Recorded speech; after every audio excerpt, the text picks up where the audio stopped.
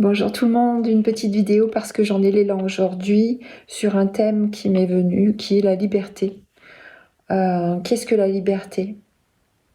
Alors pour moi la liberté, je dirais que c'est le chemin le plus court entre là et là.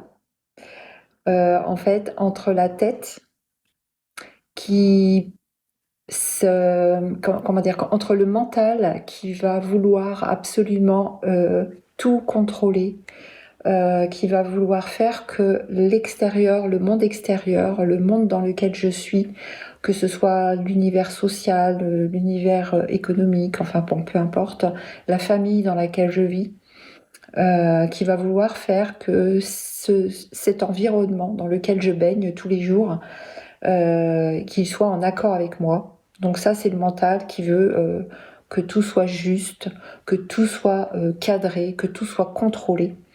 Et le cœur à l'intérieur de moi qui me dit il y a quelque chose qui ne me convient pas dans ce que je vis, il y a quelque chose que je ne veux plus dans ma vie, il y a quelque chose qui me gêne.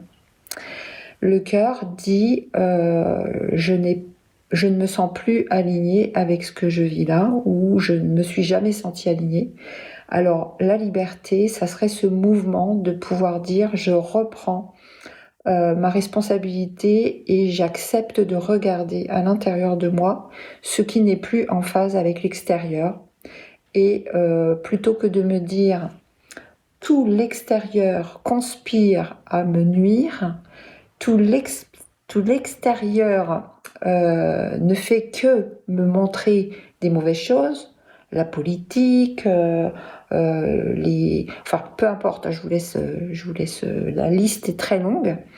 Donc je suis pas d'accord avec ça, je ne suis pas d'accord avec ça, je suis contrainte, je suis malheureuse à cause de ceci, de cela.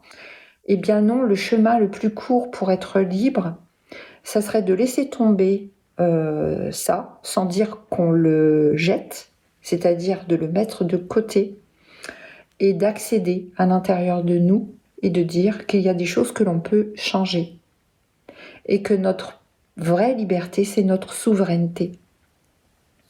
Dans la méthode vibration, c'est aussi par là qu'on peut passer quand on accepte de rendre les armes et de céder à ces résistances du mental. La méthode vibration, c'est aussi par là que je peux vous accompagner si vous en sentez l'élan, d'accepter à un moment donné, parce que c'est pas facile, mais de regarder où est votre liberté, où s'inscrit votre souveraineté, à partir de quoi vous pouvez démarrer. Juste prendre l'intérieur et déployer, plutôt que de regarder l'extérieur et taper. C'est-à-dire, voilà, c'est pas un mouvement qui vient.